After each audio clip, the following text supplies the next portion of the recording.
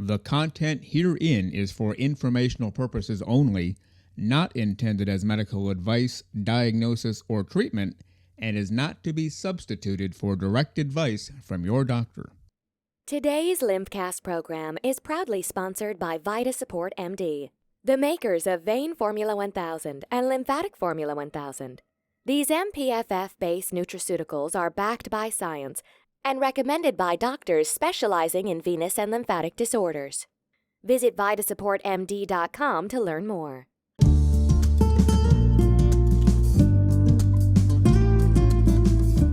Welcome to LymphCast, the show that brings together doctors, other health professionals, and special guests to discuss lymphedema, venous disease, and other associated disorders, and what can be done if this is affecting your life. Now it's time to sit back, relax, as it's time to learn all about lymphedema, venous disease, and associated disorders on our show, LymphCast.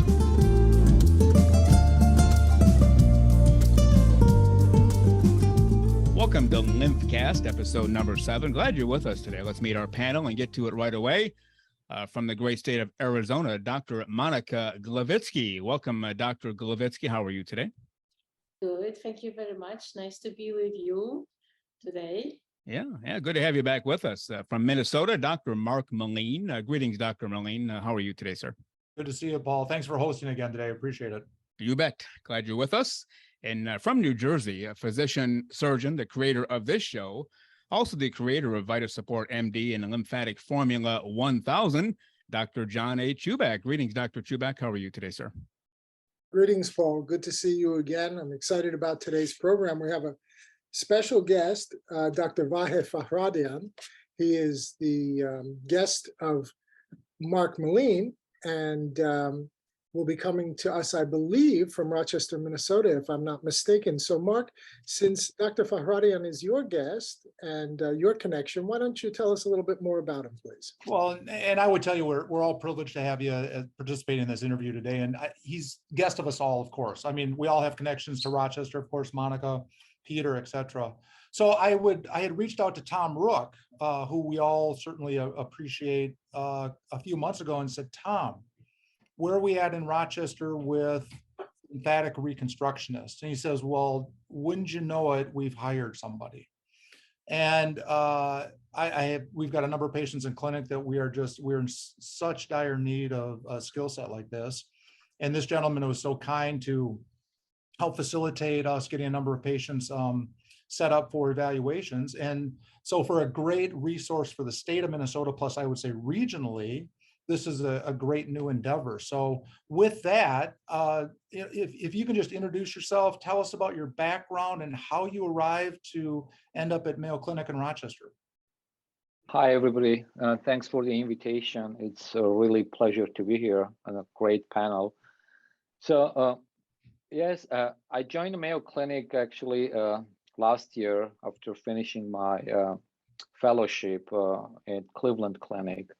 I was trained in plastic surgery, and following my residency, I moved to United States. I did multiple years of research, and including in lymphedema, working with some animal models as well. And following that, I did multiple fellowships, and the last one was microsurgery fellowship in Cleveland Clinic, where I had a privilege and luck to work with special focus in lymphedema treatment with super microsurgical techniques, lymphovenous bypass, all full scope of lymphedema surgeries with Dr. Schwartz and Dr. Wei Chan. Mm-hmm. And that's what brought me here to Mayo Clinic when I was asked to join the program and start lymphedema here. So I am going to take advantage, and because you have that good-looking son of yours looking behind your shoulder. Thank you. So tell us a little bit about your family too, and tell us about some of your extracurriculars that you're enjoying now in Rochester before we get into your skill set and what your goals are. All right. Yeah. Well, that's my son, and he's 10 years old. It's very talented, actually, a young man. And we One of the best things extracurricular for me is just to sit down and watch how he plays piano and also actually a different type of instruments. I was not that lucky to have that hearing that he has. I don't really know from who got that.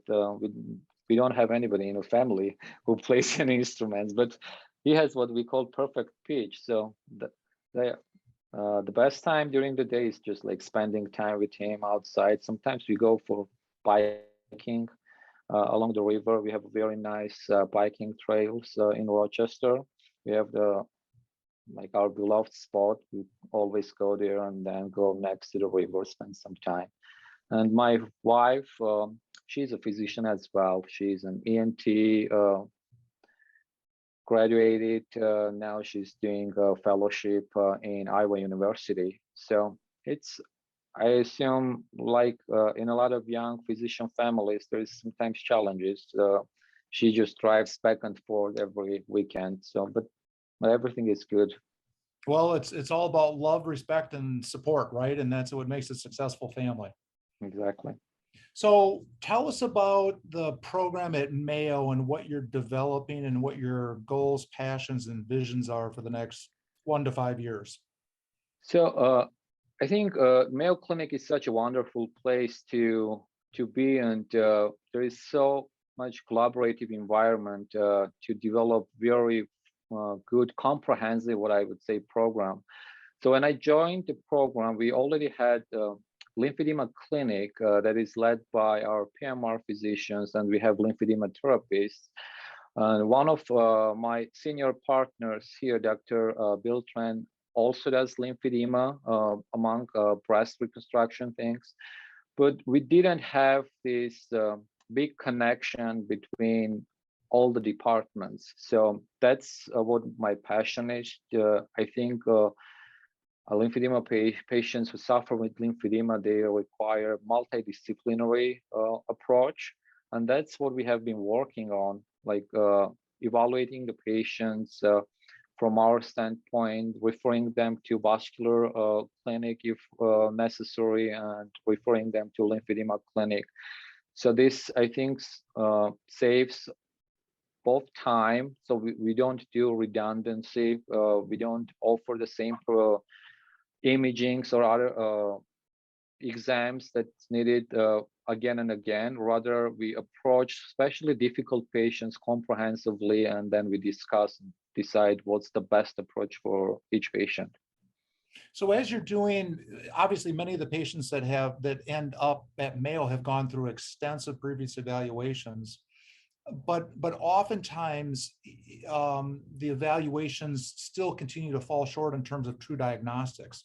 Mm-hmm. So what do you see as some of the most basic elements if we're educating our colleagues in family practice, internal medicine, and they've got a swollen leg and they're not sure what to do with it? What is your best advice to our colleagues about the startup of the workup that helps facilitate the evaluation? I think, a comprehensive physical examination history, that's always important for any workup. In Western society, we know that the most common cause of lymphedema is the secondary lymphedema, and it's associated with the cancer treatment. So just doing the history, it may help to understand what we are dealing. And then, of course, if it's lower extremity, there are like vascular insufficiency problems that can have similar presentation. So sometimes ordering ultrasound can help to decide what's the problem. And and there are certain imaging such as lymphoscintigraphy or ICG lymphography, which are already more specific for lymphedema diagnosis. And when the patients with venous insufficiency, so associated phlebitic lymphedema, so that's obviously a vast majority of patients that we treat. In those patients that have had successful venous ablation, superficial, no significant deep venous insufficiency, but have persistence of lymphedema with no proximal source. So say May Thurner doesn't exist, there's not a significant pelvic issue. Is there anything to offer those patients that you see available? I think it's gonna depend on what's the stage of the lymphedema. There are certain tools that we use. We have handy, such as lymphovenous bypass, lymph node transfer, lymph vessel transfer procedures, or debulking procedures. So it doesn't really matter what's the cause of the secondary lymphedema. It's more important what stage is the lymphedema in disease. And once we evaluate and have a final diagnosis, I think same procedures, the patients can be qualified for one of the procedures above mentioned, depending what's going to be the diagnosis. So let's walk through stages, because there's some discussion about if you treat far enough upstream, there may be some reversibility. So if we walk through the complete decongestive physiotherapy aspects before getting to surgical management, what are your thoughts about reversibility with early detection with good certified lymphedema therapist and decongestive physiotherapy? Well, I think that's a very interesting question, and we certainly do see some reversibility, and early detection is the key. Because we do know that there is some regeneration, lymphatic regeneration, and collaterals take hypertrophy or collateral network, or so it's really hard to say why one patient eventually reverses and the other patient does not. But there is certain amount of patients who benefit from the decongestive therapy. I think the important part is to understand that with the decongestive therapy, we are not changing anything in terms of pathophysiology of the disease. It's rather we are helping to decompress the lymph. We are removing that excessive lymphatic fluid. We are preventing or slowing down the progression of the disease, the fibrosis, the continuous inflammation that's gonna happen. And it's the rest, and this is just what I think, honestly, it's my opinion. I think the rest, if that patient gonna reverse completely or gonna have a certain level of lymphedema, it's just how that patient gonna regenerate. That's what I think. And in my opinion, if gonna be anything, any intervention that might helpful to reverse the disease, it will be early surgical intervention. So if we look at controllable and non-controllable factors, so let's go to some of the ones that are clearly non-controllable, which would be like William Osler made the famous statement of pick your parents wisely. So genetics. So Mayo obviously, again, has such a gifted, expansive collective physicians in collaboration, as you've already pointed out. Tell us about some of the components of genetic workup that can occur for, say, true primary lymphedema, and how does that work into your algorithm for consideration for therapeutic treatments? So for the genetic workup, right now, that's mostly for the primary lymphedema. And I think from that perspective, there might be some other institutions that are ahead of us for the evaluations. But we do certainly know that specifically primary lymphedema, it is, there is genetic, there is genetic factor in it. Some of them are associated with different syndromes, and those some of them are associated with lymphatic or vascular malformations. Some of them, they're just specifically lymphedema only. And the pathophysiology is also different in different types of primary lymphedema. So there are like more than 30 genes, I think, that was already discovered for the primary lymphedema. I think from the treatment perspective, it's so far it doesn't change what we're gonna do for the patients if it's just like lower extremity lymphedema, but it's still important for family counseling because then they can know that there is a possibility that their offsprings may also have lymphedema. So I think that's where it plays big role. In secondary lymphedema, we still, as I mentioned, don't really understand why only like for upper extremity after axillary lymph node dissection, only 45% of patients develop lymphedema. So we think that there might be some genetic predisposition, but there isn't much work that has been done in this aspect yet. And it would seem, and Monika, I think you've experienced this as well as John, that with those patients that have phlebo lymphedema, there seems to be that phenotypic abnormality that you just can't put your finger on, where some people get better with, say, venous ablation, sclerotherapy, and especially with early intervention, John, as you and I have talked about before, in the C2s, and ferreting that part out of that phenotypic abnormalities. And are there those certain specific genetic aspects that say maybe improving nitric oxide, lymphangion contractility, et cetera, that might have an impact? And I don't know, Monika, if you've seen any of that work in your reading recently?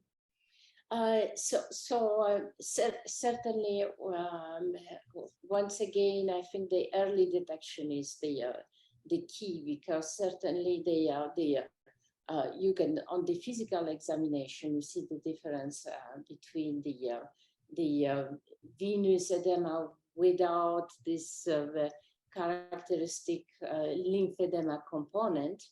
And so I think that for those patients, certainly venous intervention can save them in a way from the further evolution.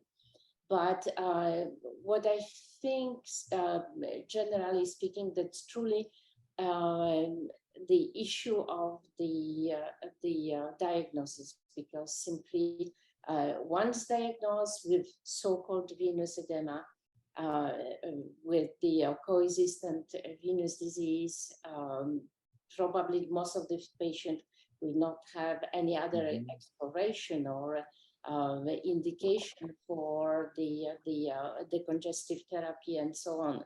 So that's the huge issue. And that was shown very nicely. You know, there was one study that was showing that if you have the phlebolymphodema, your chances to really have appropriate treatment of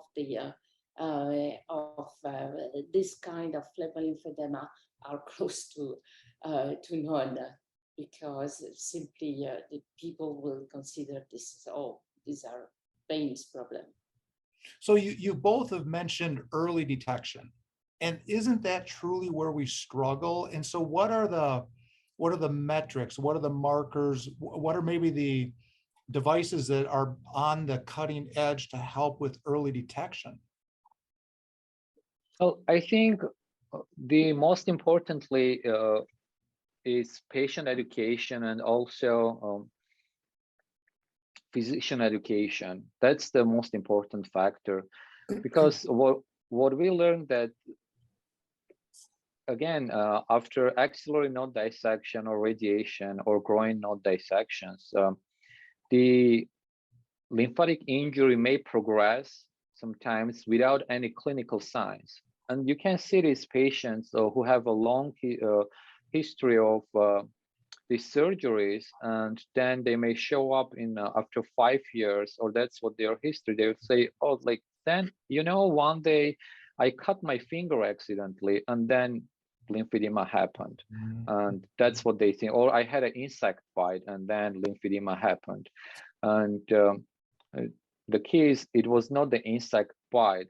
They had a development of this progression of the lymphatic injury underlying, which did not have any clinical signs.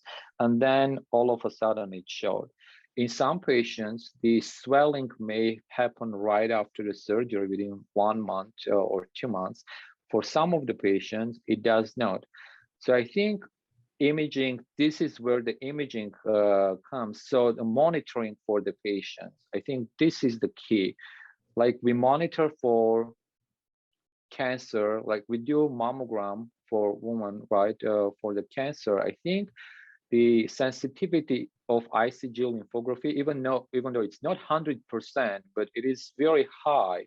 So we can do these lymphographies to see if there is any changes in the drainage pattern of the upper extremity or lower extremity, and if there is any signs of lymphatic, I call it like hypertension, if this is progressing or resolving. So it is a good tool that we have not only for diagnosis, but also for the monitoring patients. I think those are very important.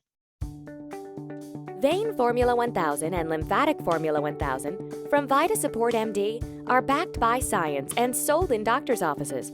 If you're a physician who may be interested in prescribing or selling these excellent nutraceuticals, please call 862-246-7877 to speak to a representative today. And so if I were, say I was bringing my wife in because she had developed upper extremity edema after breast surgery 5 years ago, walk us through what a patient's going to experience going through that particular test.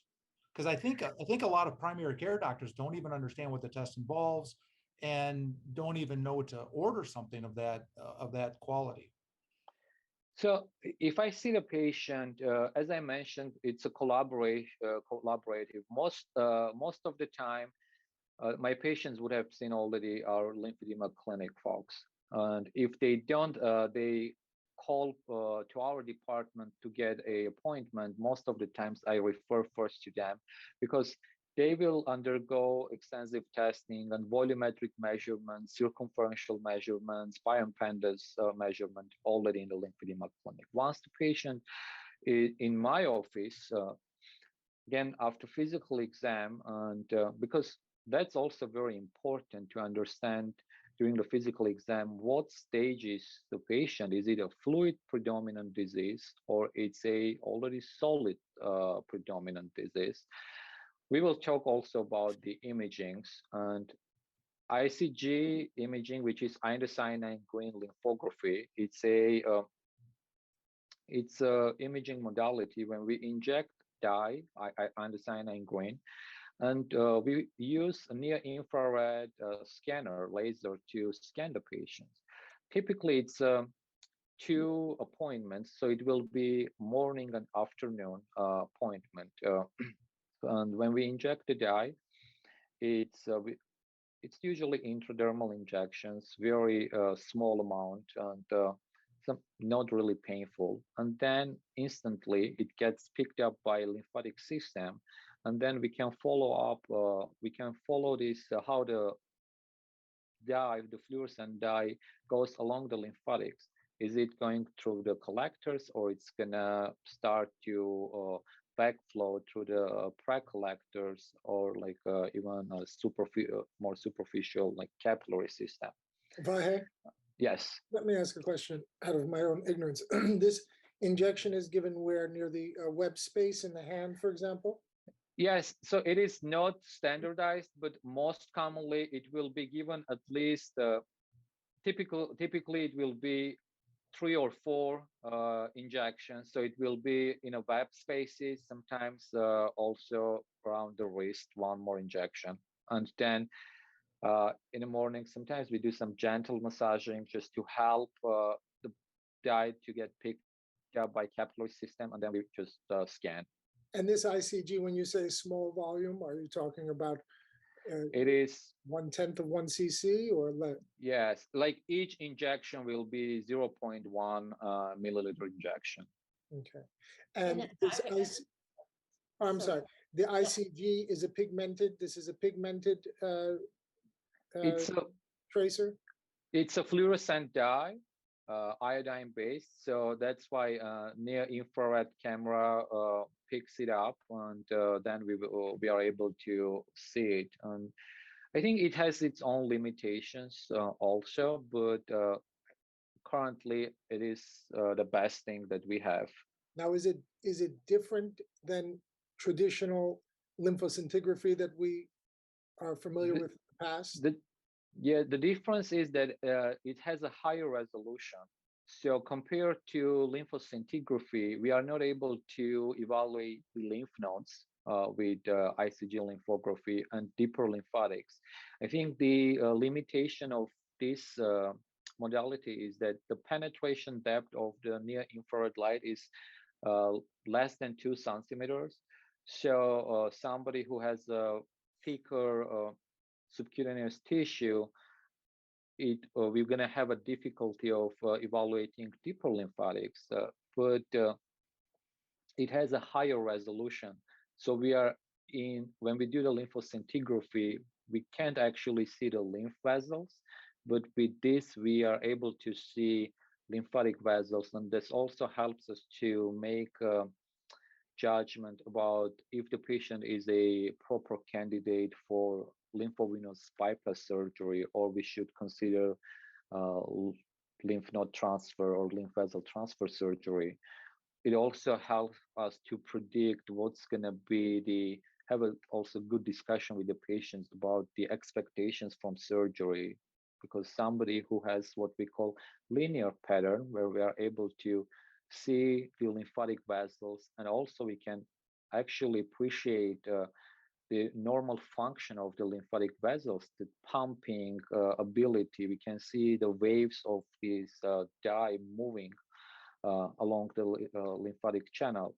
So somebody who has more functioning vessels, the lymphovenous bypass surgery is going to be more successful compared to someone who does not. Monica, you had a question? Yeah, absolutely. I had the question. So what would you advise as a diagnostic algorithm for a patient addressed to you with the lymphedema?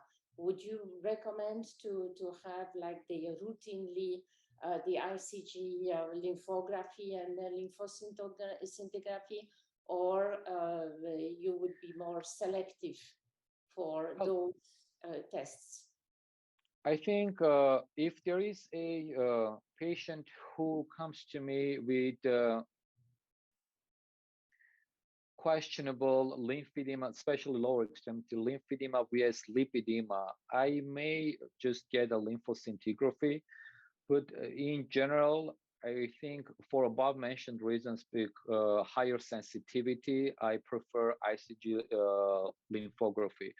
And it all going to depend based on the institution, unfortunately, based on the availability of lymphoscintigraphy or ICG lymphography. One thing that is also different when we do the ICG lymphography, we are not exposing the patients to radioactive tracers compared to lymphoscintigraphy. One other word you had briefly mentioned, which I really want to delve a little bit more into, is bioimpedance. And many people, there's a Delphin scanner, there's the Bruin biometrics, and it's a word that seems to be so just kind of briefed over. So let's take a couple minutes and just go into bioimpedance so everybody clearly understands where this plays a part in potentially even early detection. Well, I think what it does, basically, this is a modality imaging that helps us to measure how much fluid is there in the lymph, right? It has the ability to detect early changes of volume differences between, let's say, 2 upper extremities or 2 lower extremities by usually patients hold some electrodes, and this is I don't do the procedure. Our lymphedema clinic does it for us. And based on some measurements, they can tell, okay, this patient has a higher volume of fluid in that extremity. So it is very important for early detection. That's it used to be one of the gold standard measurements, but I think it has its own limitations, particularly when we are dealing with more advanced lymphedema, because when we are dealing with solid predominant lymphedema, when there is a lot of fibrosis and a lot of fat deposition in that lymph, the bioimpedance may sometimes not show any volume differences in terms of fluid, but it does not mean that the patient does not have lymphedema. It's rather more a progressed stage of lymphedema. Yeah, you've brought out this point now, in a huge educational point for me, that the difference between basically a solid versus a predominantly liquid component. And I think that's a really important point. And I had not realized that about bioimpedance, the difference. So that's very, very important. Let's get into your really incredible technical skill set, because it really takes a gifted surgeon to be able to do what you do in terms of reconstruction. So walk us through a couple different types of the techniques you do in terms of reconstructive methods for those people that have an option for lymphatic reconstruction. Well, I think it's also important to discuss which surgery gonna typically use for what type of patient. So if we briefly discuss the progression of the disease, as you mentioned, it's very important to remember that lymphedema is not only fluid disease. It starts as fluid, the lymphatic fluid, excessive lymphatic fluid in the tissue, but this protein-rich fluid causes fibrosis, causes inflammation, that causes continuous fibrosis and fat accumulation. So I think it's very early on, already the disease is mixed, has both fluid and solid component. And more disease progresses, the fluid stage may transfer to solid stage. And having what we call pitting edema and non-pitting edema, that's a very good way of telling this apart. So the patient who has a fluid dominant disease, and so when we press, this is just for our listeners, and our thumbs, we're gonna see our fingerprints, how like it goes into the tissue, and then after a certain amount of time, it will jump back. So this is the pitting edema. This is a sign that the patient has a lot of fluid in that limb. And in more progressed disease, even though patient may have a significant amount, like large limb, when we press, our fingers do not go in because it's mostly fat. So now when we discuss the surgeries, there are two major types of surgeries. One, we call it physiologic procedures because with these procedures, we are trying to reconnect the lymphatic vessels to either veins or bring lymph nodes to remove the fluids. And the second type is what we call debulking procedures. This is the case when there is solid disease. So we have to first physically remove this fat and excessive skin to reduce the size of the limb. So when for the physiologic procedures, as I mentioned, there is two main surgeries. One is the lymphovenous bypass. What it means we find these lymphatic vessels, which are very small vessels, and we connect them with very small veins. So just the typical size of lymphatic vessel is going to be between 0.3 or 0.2 to like 0.9 millimeters. So we are talking about very small vessels. And that's why we have this term super microsurgery, which basically means like dealing with much smaller vessels. And so we have to connect these lymphatic vessels with similar size veins or just a little bit larger veins. And this helps because also the pressure gradient now, the lymphatic system is pressurized. This helps to drain lymph fluid into the venous system, and then it just goes along the blood. So this is one case. And we will do this procedure, this physiologic procedure, when during ICG lymphography, we find functioning lymph vessels. Unfortunately, with the progression of the disease, after being exposed to this constant pressure in the lymphatic system, the vessels change their quality.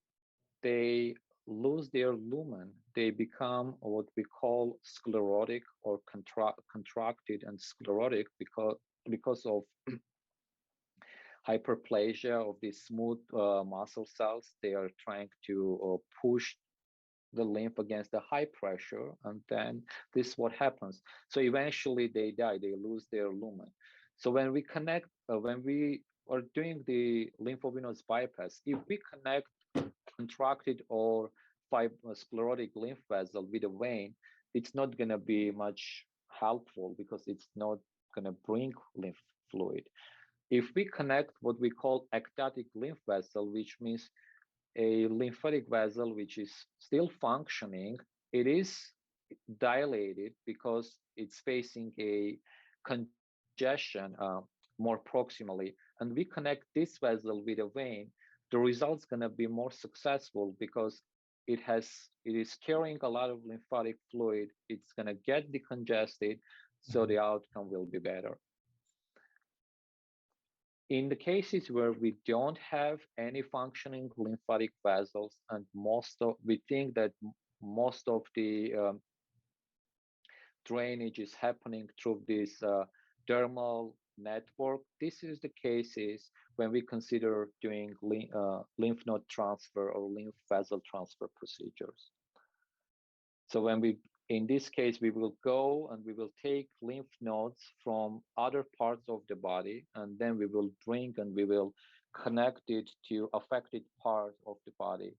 And we think that with new lymph nodes gonna make what we call lymphangiogenesis, basically new connection with the tissue, and will start to suck the lymph fluid and drain actively into the vein. And they don't need these functioning lymphatic vessels to work. This is the major difference between these two approaches. And when you look at outcomes in these two different procedures, walk us through what you tend to see in terms of outcomes, and then the corollary question is, how do you determine patency on these graphs, say 3-6 months down the road? So I think, as you mentioned, detecting the patency is one of the challenging parts, because once we close these incisions, we don't have any means to visualize. So this is where the ICG lymphography again comes into place, because as I mentioned, it is not only for diagnosis of the disease, it can serve as also a tool to monitor the progression of the disease and the success of the surgical success. Because one thing that we know for sure, that lymphedema is a progressive disease.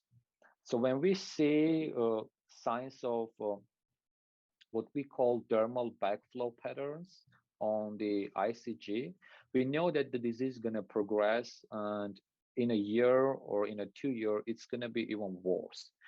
So doing the ICG lymphography after surgery and for detecting and comparing the patterns can help us to understand if the connections that we made are still patent, if they work. Because if there is no progression, even if there is no progression, that means we are holding the disease. Sometimes we can detect reversal of these patterns. Those are the signs that help us to judge about the success of the surgery. That lack of progression, that's a really critical yes point, because stabilization of the disease progress is actually a big win. Of course, and that's one of the important factors that I mentioned to my patients. Unfortunately, we still think that lymphedema is still widely considered not curable. I mean, we do have cure cases. I want to point that out. It is very important to know that there are cases and that patients were cured. And what I mean by saying patients were cured is, I mean, they didn't have to use any compression or anything. Yes, did they have different lymphatic patterns of drainage? They did, but they were able to live their lives without any compression or any pump or any manual lymphatic drainage. So this is very important. None of my patients were cured yet, but this is based on different reports. This is based on my mentor, as I mentioned, Dr. Chan's reports. Vein Formula 1000 and Lymphatic Formula 1000 from Vita Support MD are backed by science and sold in doctors' offices. If you're a physician who may be interested in prescribing or selling these excellent nutraceuticals, please call 862-246-7877 to speak to a representative today. I think it's important to point out, Vahe, that none of us would hold you to such a high standard. I don't think coronary artery disease is curable. I don't think venous insufficiency is exactly curable. I don't think peripheral arterial disease is curable. So if you're getting excellent clinical results, even in some cases in incredibly challenging circumstances, I would say that that's a massive victory. The other thing that I think is interesting is this idea that Mark raises about anastomosis patency post-procedurally and your response. I think it's a very interesting subject in all of vascular surgery, venous, arterial, and lymphatic. We know very well, Mark knows very well, let's say in the old days of a lot of distal, distal bypass surgery, we used to call, fem-twig bypasses and things like this, that patients can heal wounds and have complete resolution of claudication and later find that graft is down, correct, Mark? Right? Through neovascularization and other, I think, other physiological circumstances that we don't fully understand. And it would make perfect sense to me that you would have the same thing, because it would also make perfect sense to me as a cardiovascular surgeon who did a lot of bypasses to some tiny distal vessels and so on and so forth, that there's probably a significant number of these bypasses and anastomoses that you're doing that do go down, particularly in a low flow state like that.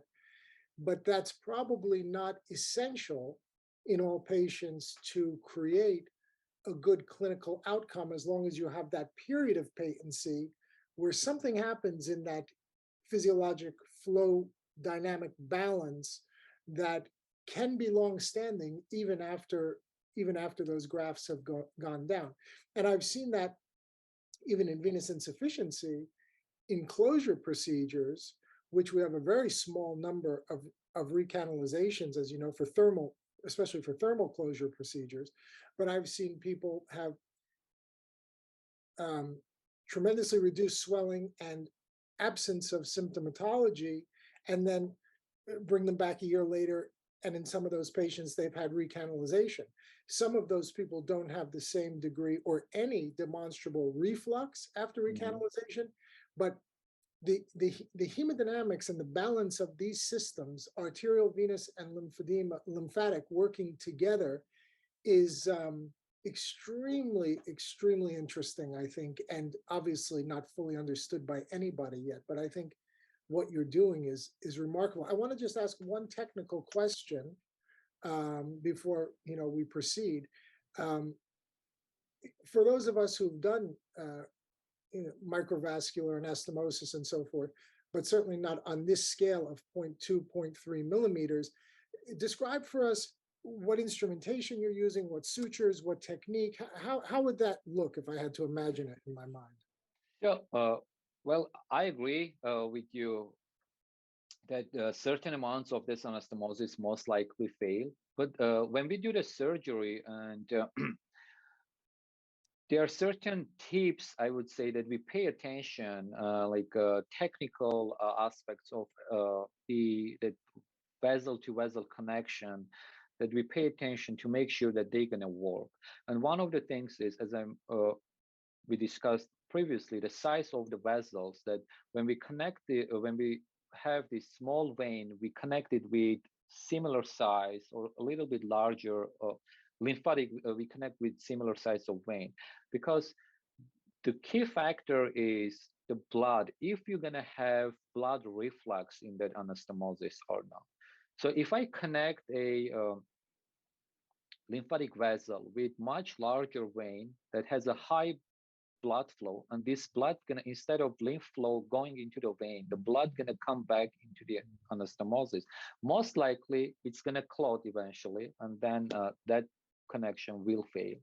So choosing what type of vein you're gonna use in this anastomosis is very important. It is as critical as choosing the quality of the lymph vessel. So from the technical standpoint, the sutures that we use in this surgery, it's what we call 11-0, 12-0. So for our listeners to understand the scale is, imagine the hair that we have. These sutures about 12 times thinner than the hair. So we use under very high magnification, where every little movement is important. So in general, when we do the microsurgical anastomosis, and for example, we have a breast reconstruction case, and we are doing, we transferred some fat from the belly, and we are connecting the blood vessels on the chest. These vessels can be 2 millimeter, sometimes 3 millimeter. And when we are doing some errors, 0.5 millimeter errors, the precision of doing that suture, even though it is important, but the amount of the error that you can do is more, that you can allow you these errors to happen when you're suturing 0.3 to 0.9 millimeter vessels. Everything is important. So like we cannot make these errors that you are allowed to do in much larger vessels.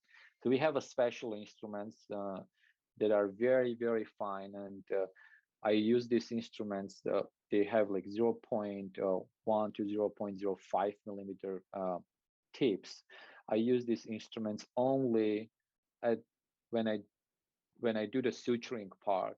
I do the dissection and the isolation of the vessels with different instruments, and those instruments require special care. Unfortunately, they do get damaged very easily, and if you accidentally tap with the instrument or like you drop that instrument, then it's gone. You cannot fix. By the time they fix, that fine tip is broken, so you really need another instrument. Typically, so I think anastomosis is end to side or side to side.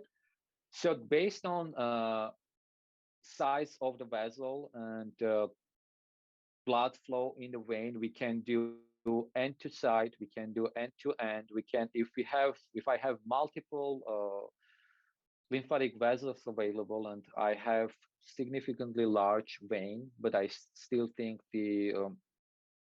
there is no reflux in that vein, I might do what we call octopus technique, basically pulling 4 or 5 lymphatic vessels into one vein. So you need to use 8 for the octopus. That's minimal, isn't it? What's that? No, you can use the intussusception technique for any type, but I mean, so it's like if I see good vessels, or rather if I see bad quality vessels, if I have one ectatic, like good pumping vessels and I can do end to end, that's what I would do. But if I see like 3, 4 contracted vessels, I want to connect everything. So kind of instead of having a good quality, sometimes we substitute with a quantity. This is what what's we will remarkable do. to me about this whole process is that such a tiny lymphatic vessel and such a small number of them could have such a dramatic effect on the volume of this lymph. I mean, it's really quite remarkable. It is remarkable, and it's what's interesting. Sometimes you can see difference right on the table, but the surgeries can be long, and after like 6 hours, working on a limb, then at the end you consider that, oh, you started with this very tense limb and now everything feels much softer. So I the have one a that, question. yes, Monica. Sorry. Yeah.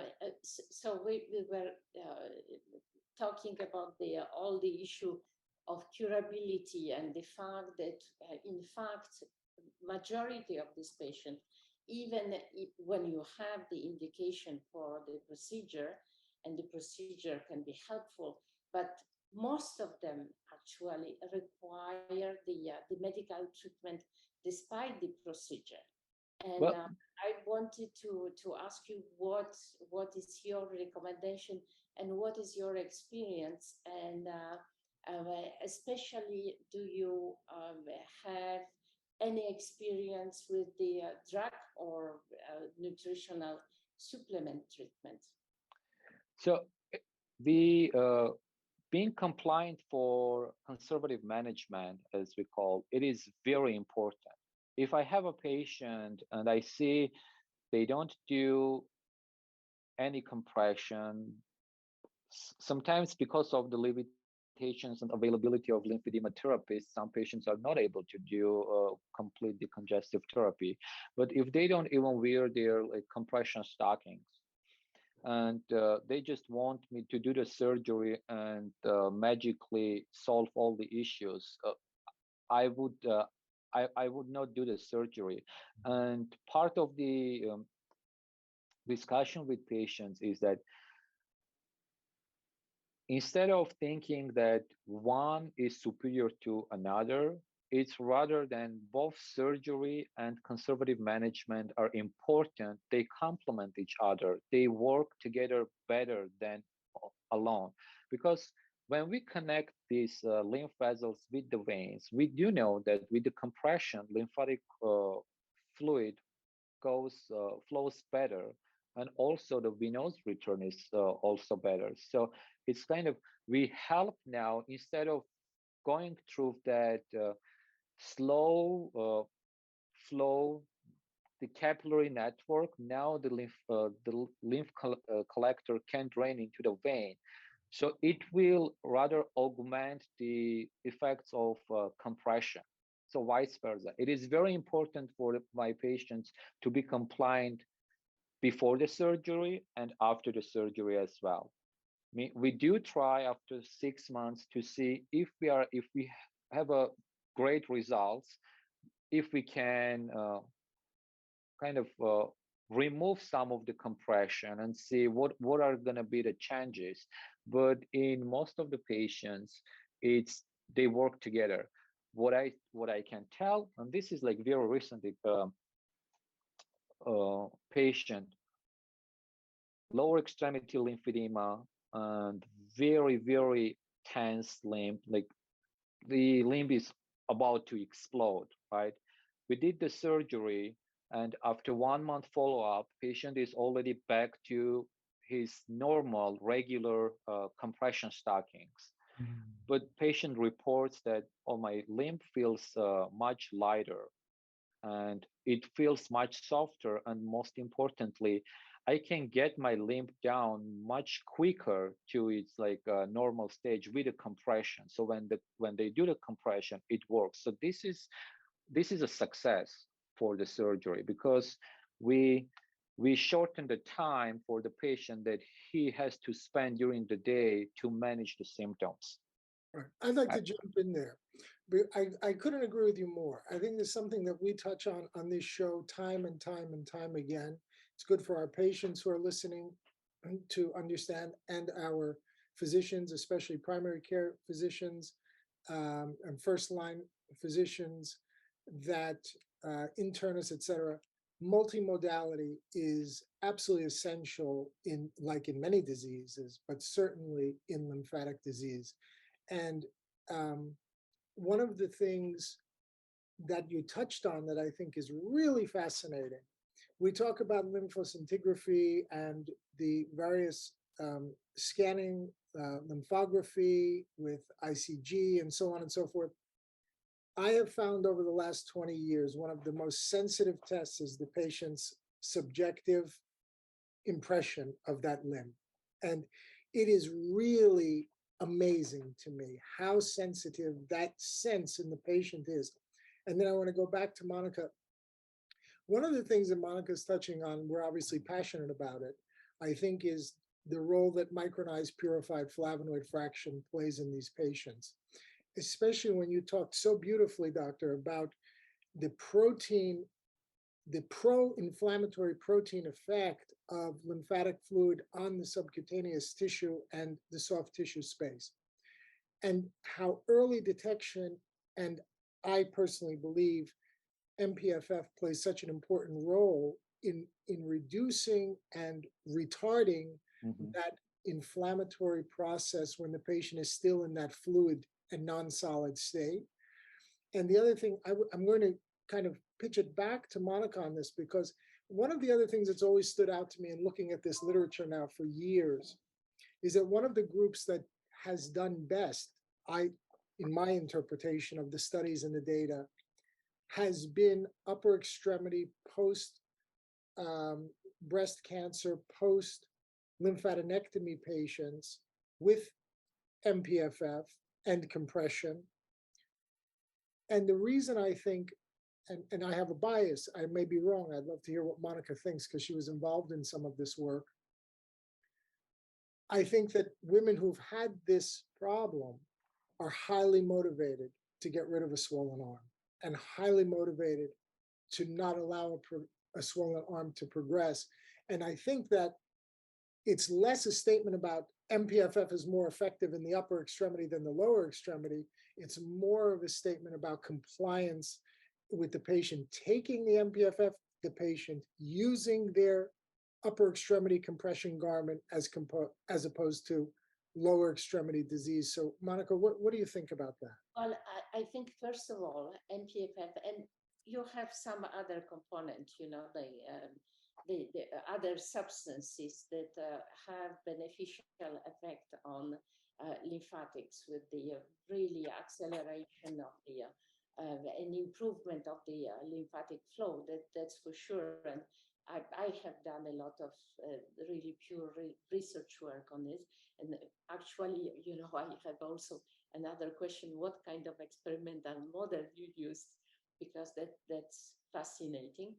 But what I wanted to tell that certainly you can improve the lymphatic circulation with some medical treatment and nutrition and all this kind of method. And certainly, John, of course, you are right. Women after the breast cancer are the most motivated to be treated and take things seriously and are taken seriously by physicians. So these are practically two aspects, but this is coming together. And I think that certainly also the detection is much earlier than in the other type of lymphedema. And the perception of women having the upper lymphedema, it's also very fast. Actually, I was fascinated by this study that showed that if you take the criteria for diagnosis of the upper lymphedema, which is based on the patient perception, it's completely different from gives you the different percent in comparison with the centimetric measurement or other methods. So you have certainly the difference there. But sure, I think that some medication can be very beneficial. And one other thing I wanted to bring up, because it flows right into this in these tangible points that we can give our patients. We know now, especially in the sodium component with high sodium diets, the impact on glycosaminoglycans and impacting endothelial cell health. Laura Sant'Ambrogio at Weill Cornell, of course, has done some work on endothelial glycocalyx, specifically within the lymphatic function. So when we start to look at tangible things we can tell our patients in the office that will help with their swelling, make sure you're not adding sodium to your salt. It's not just congestive heart failure and renal. And I'm sure this is something that benefits every patient that goes, through your gifted hands with a reconstruction on the lymphatic standpoint. And then eating a clean diet, making sure that you're drinking a good 2 liters of clean water a day, because dehydration will only make this inflammatory process worse. And that's a counterintuitive when you're swollen in the legs to drink clean water, but it so points out exactly everything you've talked about in terms of that protein rich. And it's one of the woman that was in today who's on her 5th round of chemotherapy for renal cell malignancy and significant lower extremity edema. Well, her functional permeability is gone. It's overwhelming her dermal lymphatics. And what are the things that she can do to help get through her 6th round of chemotherapy, and then hopefully rebound in her lower extremity lymphorrhea that we're dealing with. So you've brought up so many incredibly salient points that we don't have the skill set you have, and it's a really incredible skill set. And part of why we're doing today's LymphCast is so that we ideally understand a small part of your world and what you're doing, both in your clinic as well as in the operating suite. And then how can we help you and your team as these patients are coming to you, so that they're well prepped with some tangible points. So maybe this is the last question, just in the last 2 minutes here before we wrap up. If you were sitting in front of the patient in front of you, you would ask them to do what from a diet, from an exercise standpoint, before they come to you to try to maximize outcomes? I mean, from a diet standpoint, as I mentioned, unfortunately, we don't have like any proven diets yet, but low sodium diet obviously is helpful. And if my patients are interested, I always refer them to our functional medicine department at the Mayo Clinic. We have incredible resources over there as well. For the exercise standpoint, we do know that aerobic exercises help to move the lymphatic fluid along the extremities, so that's very important to do that.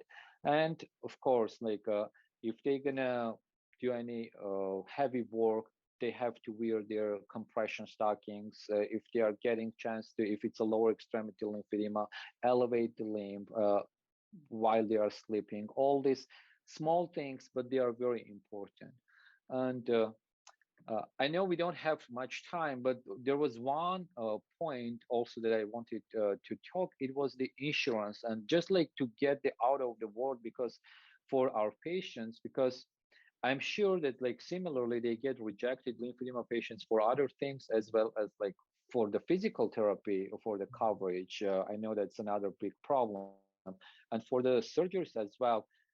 We do know that unfortunately it's called experimental surgery a lot of times, and some insurances deny. And I would say a good amount of time as a physician I spent for fighting my patients with like peer-to-peer reviews and all these things.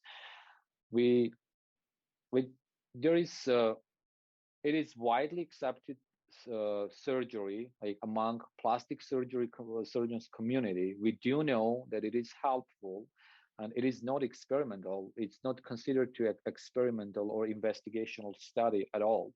So, and I think the patient advocacy, especially for the physicians, when our patients hear that, oh, this is experimental surgery from their family medicine providers or internists, this is the key that kind of delays the surgery, and sometimes we see the patients already late when the disease is so progressed that we cannot do any surgery. I think that's very important factor, patient advocacy, fighting for our patients, like against insurance companies, I would say, to put the word out. It's not experimental surgery. And most of the times after peer-to-peer review, we get it done, we get it approved, but sometimes based on the companies, we are not lucky. but I think more there is a pushback, easier it's going to be.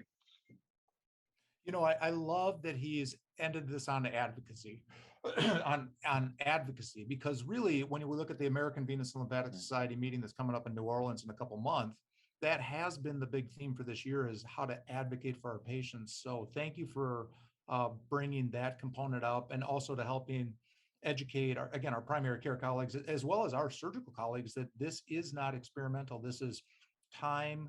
You know, we changed down at Iowa, obviously, before we ended up at Cleveland Clinic. I mean, your colleagues have worked so incredibly hard to make this a trusted and well-researched, well-developed field.